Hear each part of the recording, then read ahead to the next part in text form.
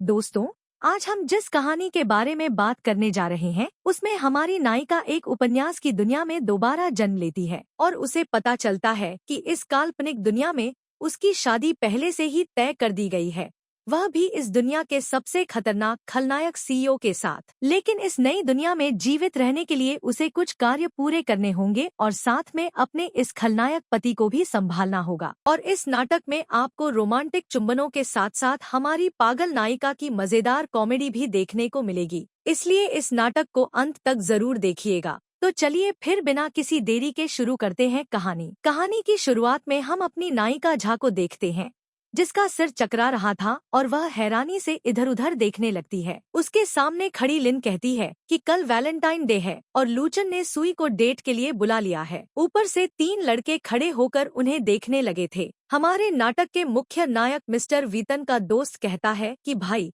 यह तो तुम्हारी पत्नी है ना, इतनी खास तो नहीं लगती। मिस्टर वीतन कहता है कि मेरी पत्नी, तुम पागल हो गए हो क्या? झा सोचने लगती है कि लिन, लूचन और सुई, ये तो उस उपन्यास के नायक नायिका के नाम हैं, जिसे उसने अभी पढ़कर खत्म किया है। मतलब कि वह उपन्यास की दुनिया में आ गई है। फिर हम अतीत का एक दृश्य देखते हैं, जहां वह सोफे पर लेटी हुई उपन्यास पढ़ रही थी और सोच रही थी कि यह खलनायिका का सहायक किरदार कैसा है। अमीर भी है और अच्छी भी दिखती है, फिर भी बेवकूफों की तरह नायक के पीछे पड़ी है। अच्छा हुआ इसके पति ने जान बचाने के लिए इसे पागलखाने में बंद कर दिया, वरना उपन्यास के नायक नायिका तो इसे जिंदा भी नहीं छोड़ते। पर वह इतनी बेवकूफ कभी नहीं होगी। और तभी वह जादुई तरीके से गायब होकर उपन्यास की दुनिया में चली जाती है। अब उपन्यास की दुनिया में सुई आकर झा से कहती है कि इसमें उसकी कोई गलती नहीं है।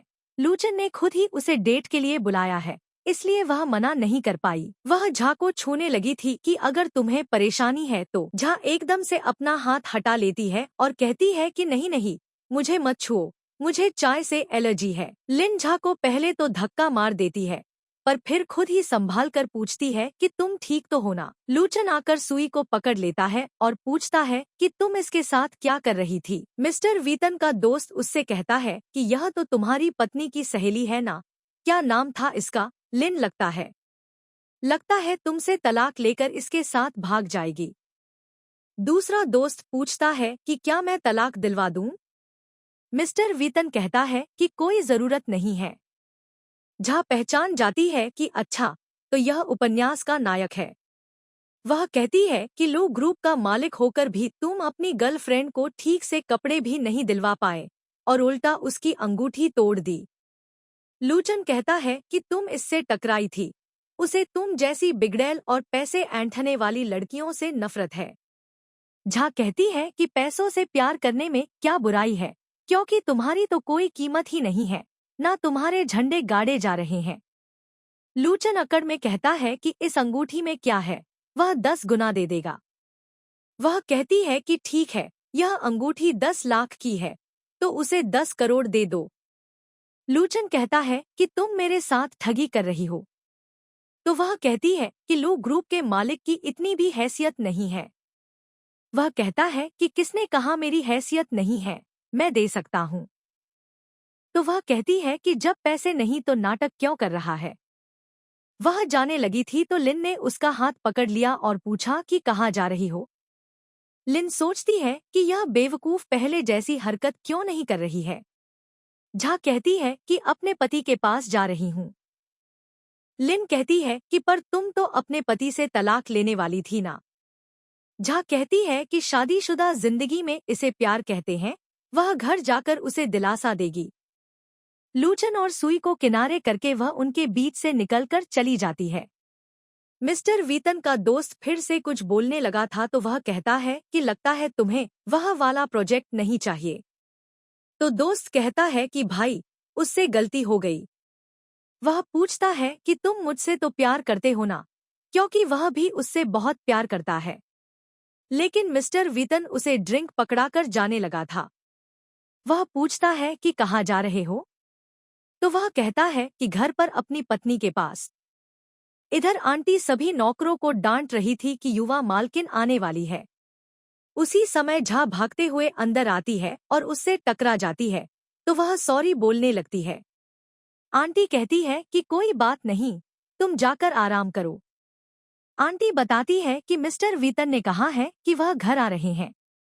तो झा सोचती है कि इस शरीर की असली मालकिन ने तलाक की बात कही थी, शायद इसलिए वह घर आ रहा होगा। उपन्यास के अनुसार मिस्टर वीतन इस दुनिया का सबसे अमीर आदमी है, तो उसके पास अच्छा मौका है इस शक्तिशाली आदमी को पटाने का। इसलिए वह उसे तलाक बिल्कुल नहीं देगी और अपने कमरे में चली जाती है। जबकि आंटी हैरान थी कि युवा मालकिन आज इतनी बदली क्यों लग रही हैं। आज तो उन्होंने बिल्कुल भी गुस्सा नहीं किया और ना ही इधर-उधर सामान फेंका।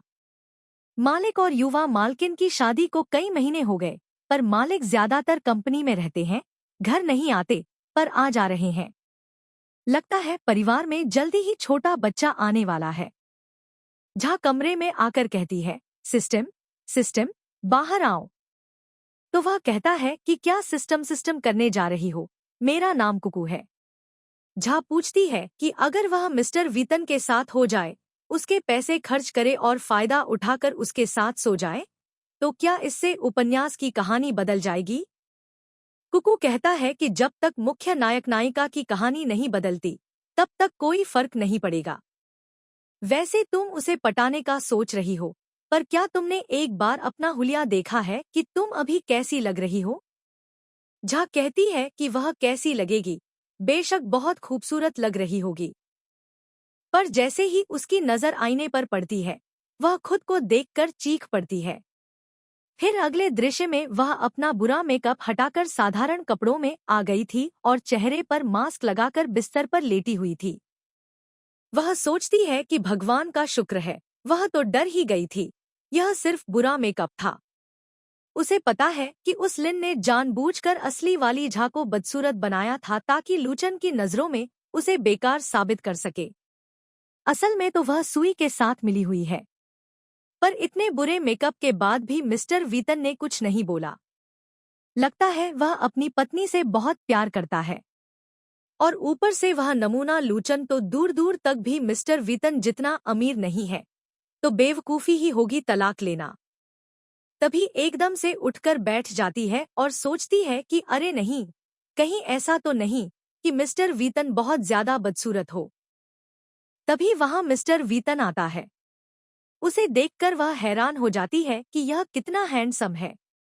अच्छा, तो यह उसका पति है। मिस्टर वीतन कहता है कि भले ही तुमने आज पार्टी में हंगामा कर दिया, फिर भी वह उसे तलाक नहीं देगा, बस अच्छी पत्नी बनो। उसे कोई फर्क नहीं पड़ता कि तुम बाहर जितना मर्जी कचरा फैलाओ। पर वह तो अभी तक यही सोच रही थी कि उसका पति सच में एक व्यापारी दिग्गज है। वाह, यह कितना कूल है। और एकदम से चेहरे का मास्क हटाकर कहती है, पति, मैं तुमसे कभी भी बिल्कुल भी तलाक नहीं लूंगी।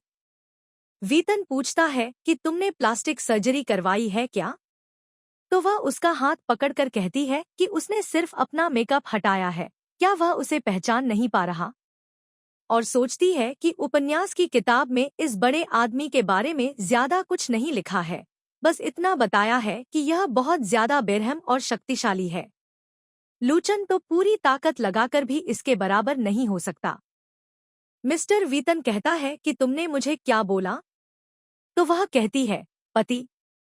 वह कहता है कि पहले कभी नहीं बोला था। तो वह कहती है कि आज सुबह जब वह जा रही थी, तो कार से टकराने से उसके सिर पर चोट लग गई और उसे ज्यादा याद नहीं रहता। पर पति, तुम चिंता मत करो, उसने तय किया है कि वे एक अच्छी सी नई जिंदगी जिएंगे।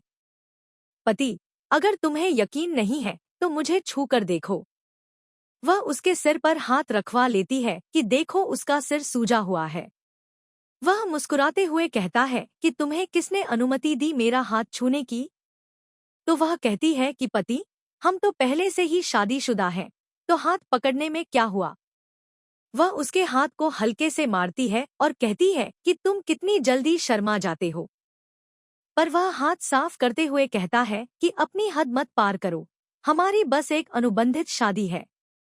वह सोचती है कि यह दबंग सीईओ तो बहुत ज्यादा बेदिल है, इतना कुछ करने पर भी नहीं पिघल रहा। और कहती है कि पति, तुम अभी बाहर जाओ, उसे अपने बड़े बिस्तर पर अकेले समय बिताना है। मिस्टर वेतन को उसका व्यवहार बहुत अजीब लग रहा था। अगले दृश्य में वह बैठा हुआ सभी नौकरों और सेवकों से पूछता है कि उसने ये अजीब हरकतें करना कब से शुरू किया है। आंटी कहती है कि जब से वह पार्टी से वापस आई है। मिस्टर वीतन अपने सहायक से बोलता है कि तुम उसके परिवार में जाकर जांच करो कि उसके शरीर के क्या क्या भौतिक लक्षण थे, और वह कल डॉक्टरों को बुलाएगा जांच करने के लिए कि उसने कोई प्लास्टिक सर्जरी या कॉस्मेटिक प्रक्रिया तो नहीं करवाई। सुबह में झा भाग कर आती है और उसे गुड मॉर्निंग कहती है, पर वह तो बिल्कुल एक दबंग सीईओ की तरह बैठा हुआ था। तो वह सोचती है कि अब चाहे यह सीरियल किलर हो या व्यापारिक प्रतीक, उसे बस इससे चिपके रहना है। और पूछती है कि पति, यहाँ इतने सारे लोग क्यों हैं? सहायक कहता है कि मालिक ने आपके लिए मेकअप टीम बुलाई है। वह पूछती है, मेकअप? पति, तुमने आज कुछ योजना बनाई है। आज वैलेंटाइन डे है ना? तो क्या आज तुम मेरे साथ रहोगे? साथ रहना भी अच्छा है, पर उसकी एक शर्त है कि उसे पैसे ट्रांसफर कर दो। वह पूछता है कि तुम्हें क्या पैसों की कमी है?